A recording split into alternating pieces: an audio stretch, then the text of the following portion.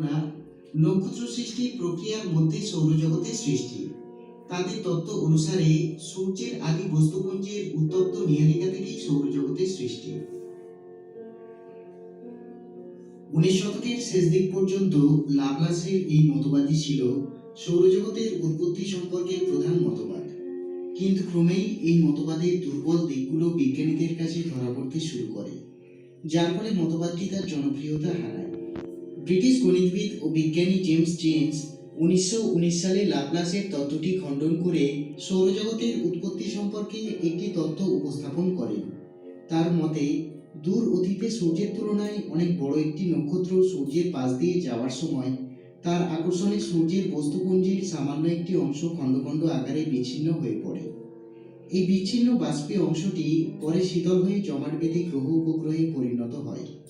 কিন্তু অল্পদিনের মধ্যেই তত্ত্বটি তার প্রাণ হারায়, কারণ সূর্যের দেহ থেকে যদি বস্তুপুঞ্জ ছিটকে গিয়েই থাকে, তাহলে তাদের তো সূর্যের কাছেই থাকার কথা।